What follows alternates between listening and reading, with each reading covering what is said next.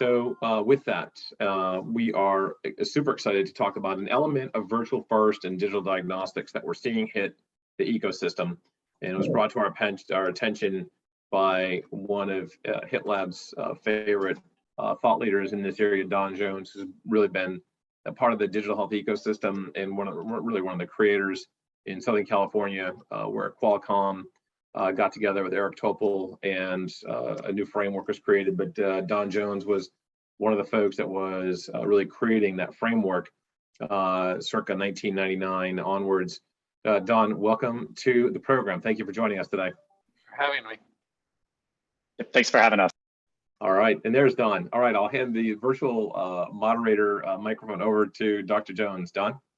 Yes, thank you very much, Dan, for inviting us, and thanks, Joe and Kevin, for joining me. And we're going to have a quick 15 minutes on a topic that is of concern to myself, and I know Joe is very passionately about. But I'd like to start by talking about transparency and pricing, and the fact that transparency and pricing has been a big deal with healthcare systems as the federal government has made it a mandatory that hospitals disclose pricing. And yet, based on two studies I just recently had access to, probably less than 10% of hospitals are fully compliant with transparency and pricing. And Kevin, maybe you could just give us a little bit of insight from the firm's perspective in terms of what's going on here, in terms of are hospitals revolting against the mandate? Are they unable to comply? Why are they unwilling to be transparent in pricing? Or is it just so damn complicated they don't know what to do? I think it is very complicated. There's no question about that. I do think that it is they're having a hard time trying to figure out exactly what and how they communicate that in a compliant manner. There's no question that, as you stated, the majority of facilities are not complying yet. And I think that there's going to be probably more regulation and enforcement action trying to get that disclosure out to people so that they can make informed decisions. But I think probably also many of them started probably far too late on this process, given the public health emergencies, to get the information out on time. Yeah, and so a related topic obviously is surprise billing. You could argue if I can't figure out the prices, of course I'm going to be surprised on the billing.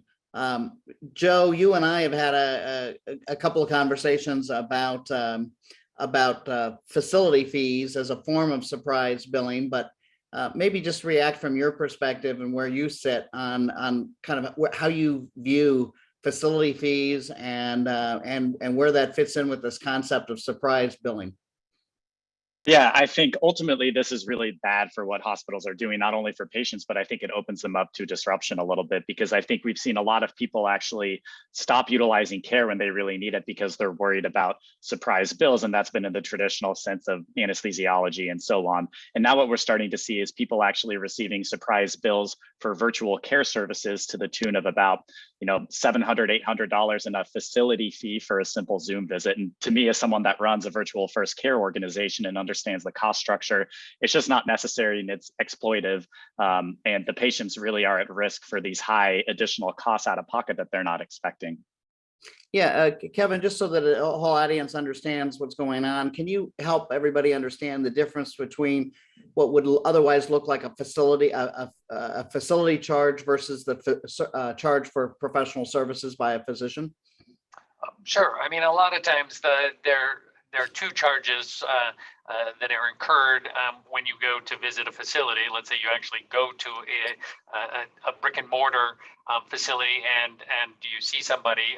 There may be the professional fee. The professional who treated you, bills you a fee, and then the hospital itself or the facility, the urgent care center, bills you a separate fee for the use of its facilities, its supplies, and other services that are provided at the facility. And I think that what you and Joe are talking about is that we're starting to see that facility fee move moving to the virtual system, and even though you may be in your home, you're getting that facility fee in addition to a professional fee, so that you end up with two different bills for a virtual health visit.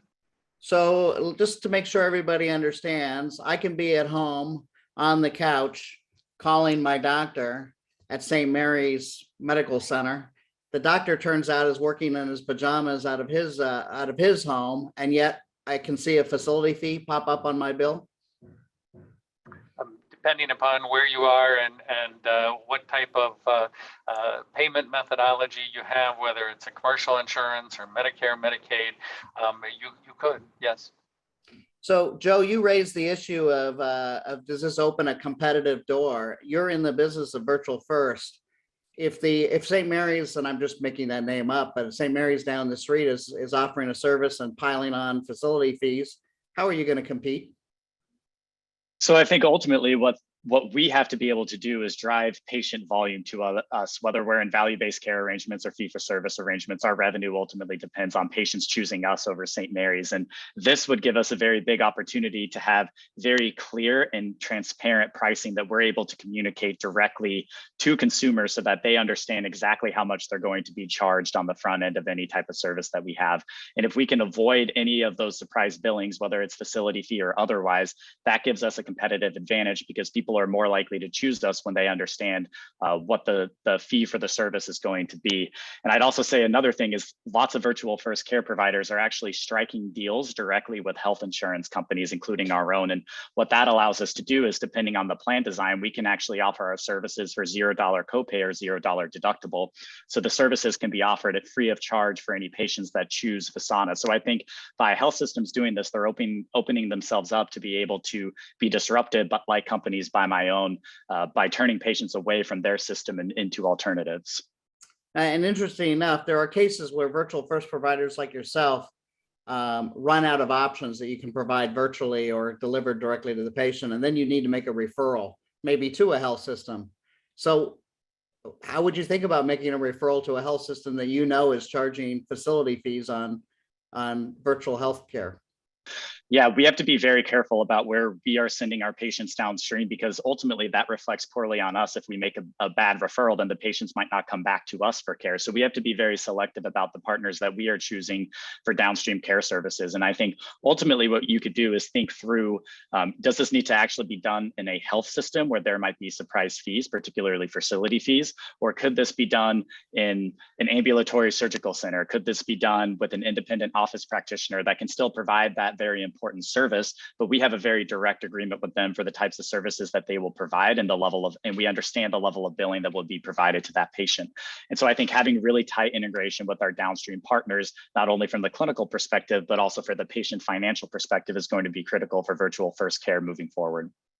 So Kevin, Joe's describing a situation that sets up a very attractive, at least for companies like Joe, opportunity to compete against hospitals that might be charging facility fees.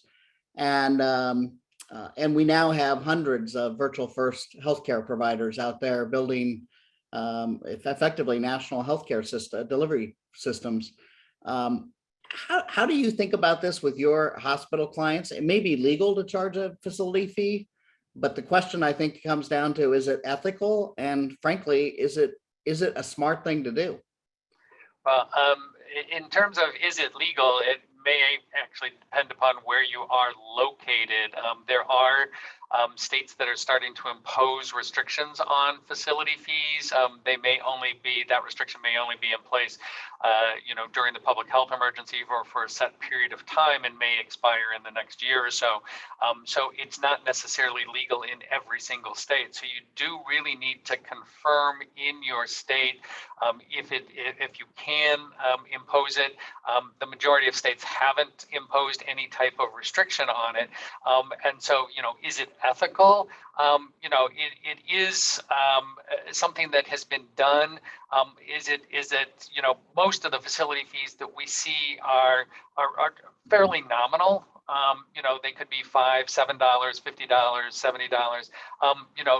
the $100 facility fee, is that something that we see on a regular basis? I don't think so, but I do think that it is the type of fee that catches the attention of the public, the media, and the regulators. And so that's when you start to see legislation be proposed that for these fees either to be limited, to be eliminated, and so I do think that excessive fees are going to certainly come back and possibly haunt the providers who are imposing them, either through regulation or business walking to alternatives. Yeah, it seems that way, and it certainly seems that especially if it's not necessarily legal in some states, we might actually see some class action suits pop up in this space. What do you think? Well, I think that class action attorneys are always looking for possibilities, and I do think that this is something where you could see attorneys in the class action area seeing this as an opportunity. Yes. That's interesting. Joe, I'm envisioning the billboard that you might design be plopped right outside of St. Mary's, talking about why folks might not want to walk into those doors, whether they go in on their own 2 feet or whether they go in virtually. I can see this creating a very interesting opportunity from a messaging perspective, and I gather some of the other virtual first companies you've spoken with agree with you.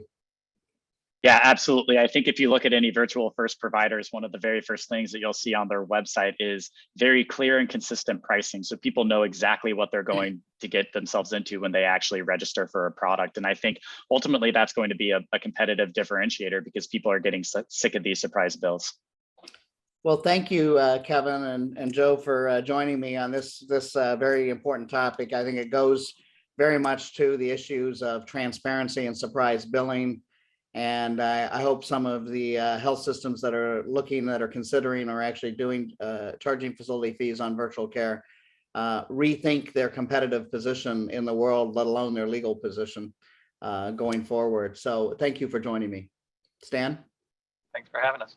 What a great conversation, Don. And again, I really appreciate you bringing this to everyone's attention. And it's a vital conversation. We're getting a lot of good comments in the chat box and on email about the importance of it, especially to hospitals, especially to some of the digital health companies that are in the midst of this. So thank you all.